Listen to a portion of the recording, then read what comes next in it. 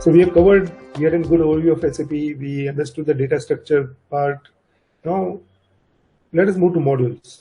So SAP is a module structure. You must have heard about it. Let us understand some of the key modules in SAP. So SAP is a very tightly integrated modular structure. So what I mean by a modular structure and a tightly integrated. So you see on the right hand side, there's FI, CO, asset management, PSS project systems. So all these are modules, SD, sales and distribution, MM is metals management. But they are tightly integrated because they are not like island of information. There's a lot of information interchange happens between this.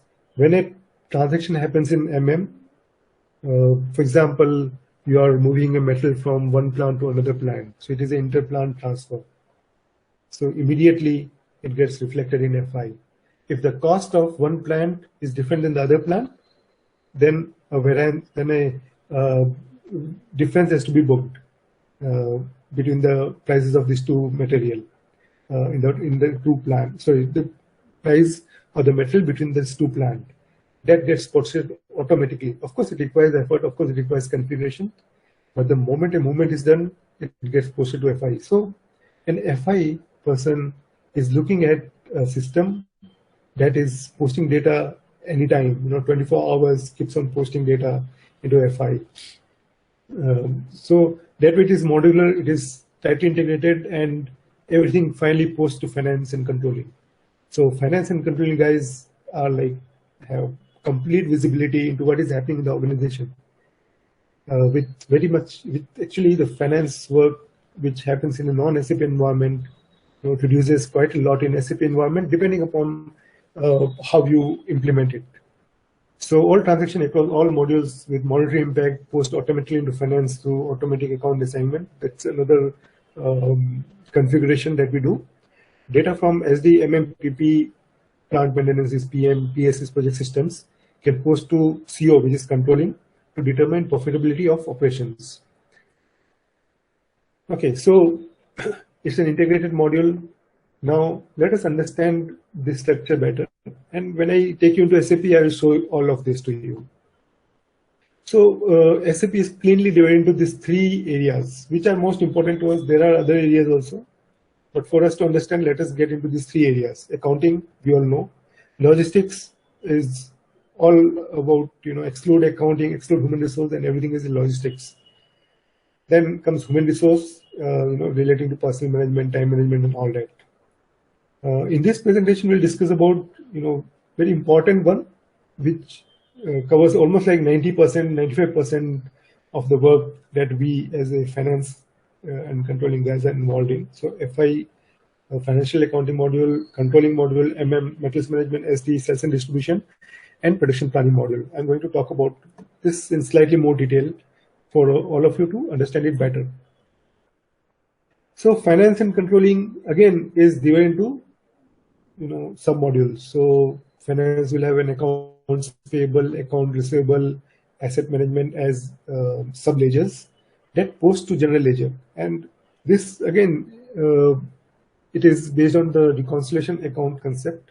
So there is a reconciliation account in GL, whereas the accounts payable, receivable, and assets are the sub-ledgers. And the moment a transaction happens, for example, you are paying a vendor, immediately it gets posted to general ledger. So general ledger trial balance is always tallied. It is not waiting for any information coming from any of the submodules.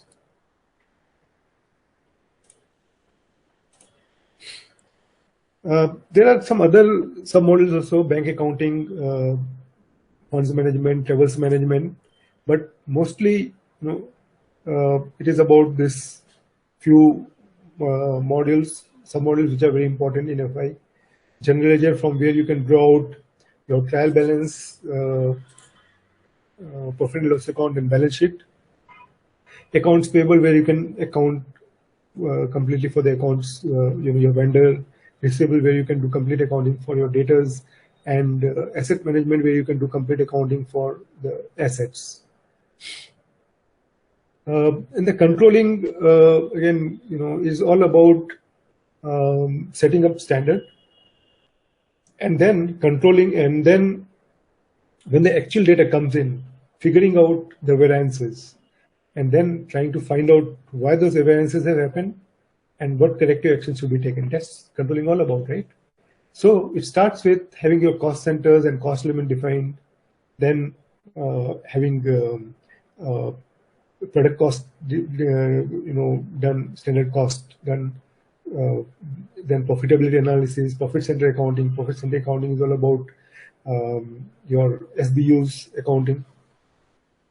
So slightly more in detail, general ledger has accounts used for preparing financial statement, meets different legal and reporting needs. For example, you may have a need for US GAAP if you are a MNC, but you have a company in India. At the same time, you may need to comply with Companies Act, Income Tax Act. So how will you do your accounting is done in all general ledger. It can be posted directly or can be integrated with other modules like SD, MM, PP. And the reconciliation account for payables and receivables for auto reconciliation is there in general ledger. Accounts payable, like I mentioned, it is a sub-module. So some of the transactions that include invoice posting, credit memo posting, down payments. Down payments are when you have to make an advance payment to your vendors. And you can also clear down payment against the invoices. And when you have to make an invoice payment, you can make it manually. You can make it, have an automatic payment run done, where you can have maybe thousands of vendors, being paid or processed for payment in one go, and executing vendor reports. Finally, account receivable is all about data. Reconciliation account in GL are updated with every posting in real time. Transactions include invoice posting, dunning. So dunning is a program that you often have to send emails to your customers. It's time for you to make payment or for reconciliation. So dunning is a program that can send automatic emails to your customer. Credit memo posting, down payments, exiting customer reports. Asset accounting is again sub-module that manages all transactions relating to assets of an entity. Reconciliation account in GL are updated with every posting. And transaction includes asset acquisition. You're acquiring an asset, you're retiring an asset, selling of an asset, you're transferring asset from one company to another company or one branch to another branch, or you are tracking your asset, lying with your employees, asset revaluation, asset depreciation, all that, asset amortization, anything it can do. It can comply with different legal and reporting requirements like US GAAP, Companies Act, Income Tax Act has a requirement for block of assets. So it can be set up to comply with all these requirements. And you can have, even for cost accounting purpose, you may like to have, say, a different depreciation, so that is possible to do. Of course, it needs to be set up.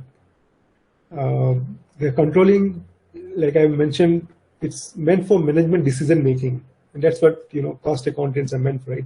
The management decision making, showing where costs have been incurred in the organization and for what purpose. Provides the basis for associating the cost of sales with revenue earned. So for every sales that you make, SAP can figure out what is the cost of selling, and that can happen in real time. You don't have to wait for the month to end to know your profitability by product, by customer, of those things. So on a real-time basis, anytime you want, you can run the report and you can see the contribution margin. The main task of controlling is planning. So variances are determined by comparing actual data with planned data, which enable control over business flows. Income statements such as contribution margin accounting are used to control the cost efficiency of individual areas of an organization as well as entire organization. So there are 6 main components of controlling. So cost element accounting, cost center, internal orders, product cost, profitability analysis, and profit center accounting. Very easy to remember, nothing difficult here. Cost element is related to general ledger. All the general ledger that you want to be posted to controlling will be a cost element. For example, your revenue, your expenses mostly will be a cost element. Your interest, you may not like to post it to controlling, so you may not define it as a cost element. But for example, salary, which post to controlling, to cost centers, you'll define it as a cost element.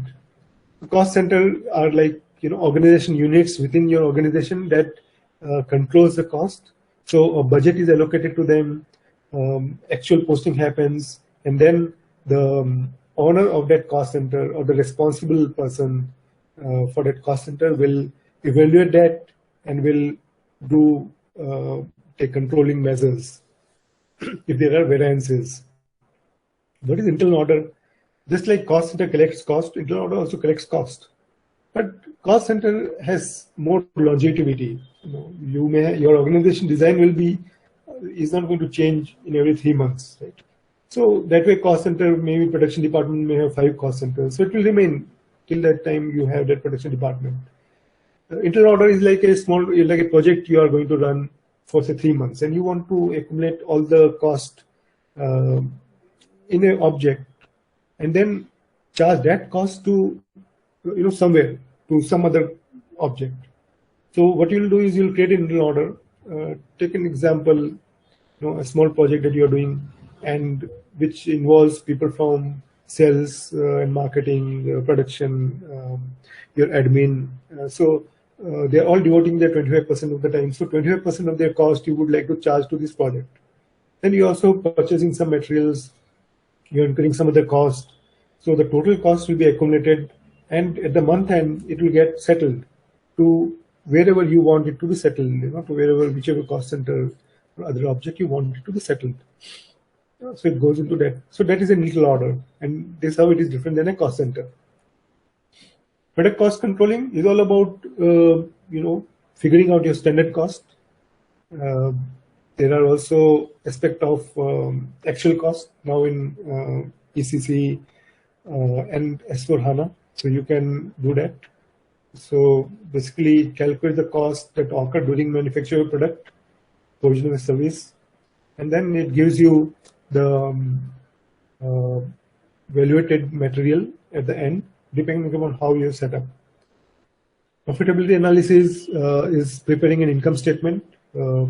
Most of the cost accountants, we know how we have set up the multiple marginal analysis income statement at different levels. So contribution margin 1, contribution margin 2, 3. So that kind of report can be developed in profitability analysis, which is integrated with different modules in SAP. Profit center accounting is like your SBU accounting. You may have divisions, or you may have strategic business unit where your management is investing and would like to see the ROI for that unit. So which is where you will activate the profit center accounting. SAP Materials Management, it is all about materials. So purchase of material, managing the inventory, the good receipt, good issues, valuing those material for balance sheet purpose. Part of it is done in finance, part in MM. Materials requirement planning. So MRP is a program which will look at requirement, different orders, and will figure out how much of the raw material and packing material needs to be ordered. Okay, and based on that, orders can be placed. So this is all about materials management. Everything that we have learned about economic ordering, quantity, or managing those different inventory level, everything is done in this module. It also has a very important object called Material Master, and this is the heart of SAP. Everything in SAP finally links to the Material Master, whether it is your FICO, MM, SD, everything. So if there is a sales transaction happening, it is about a Material Master, right? So it takes a Material Master. If production is happening, it is all about Material Master. Again, in controlling, you would like to see profitability by product, so it's about Material Master. In finance, you have inventory accounts, so it's all about Material Master. So everything finally is connected with Material Master, and it's very important in SAP. Sales and distribution, as the name indicates, it is about you selling your products and services to your customers, external customers. So there are business partners, products, conditions like pricing conditions. You may have discounts to be offered. So all that can be taken care in SD module. You start with an inquiry, there's quotation made, order, then there are contracts made in SAP. So all that which happens in the business is captured in SAP. After the order is created, products are manufactured, then they are shipped. So they are picked, they are packed, loaded, the trucks shipped, and then there's a post-good issue happens, proof of delivery, and then the billing. Right? So this particular part is important from a finance perspective. I'll come to it later, because some accounting entries are triggered during PGI and billing. Now, billing, there's a billing document, invoice list, rebates, accounting, revenue recognition. Credit management is where you will manage the credit limit. So you may like to assign certain credit depending upon the credit worthiness of your customers, and you would like system to manage that system not to exceed the credit limit. If you have put a credit limit of 10 lakhs for a customer, you would like SAP to stop it when it is reaching plus minus 5% level, or whatever way you want to define. Okay. Then comes the production planning. So it has the master data. Of course, Material Master is also there in production planning. It is there in everywhere. I'll show you Material Master, bill of material, routing, work center. Then the production planning. So based on the sales plan, based on purchase requisition and planned orders, and planned orders are converted to actual production order and are scheduled. There's demand management. So there are broadly two scenarios: make to stock and make to order. Make to stock is like FMCG companies. They produce based on their anticipated demand, and they stock it, and from the stock they sell. Make to order is like engineering companies. They deliver customized product. So that is a make to order scenario. Their production process is triggered only when an order arrives. MRP, which we have discussed also in MM side, which will calculate the requirement of the material needed based on the orders that are coming. And then the production order. So production order is basically an object within production module that captures the input, which is the raw material issued, packing material issued, the labor and other activities that are consumed for manufacture, the process that happens in various plant, and then finally the output. Okay, so it will capture all this so that you can do a very good analysis of the production activities and the cost involved in the production. So it has a BOM, it has a routing, it has a work center, machineries, everything. So you can determine the right cost. So that's the actual cost which you can calculate based on the production order. And you can also calculate the variance based on production order, because you will have a standard cost against which you can measure the actual cost.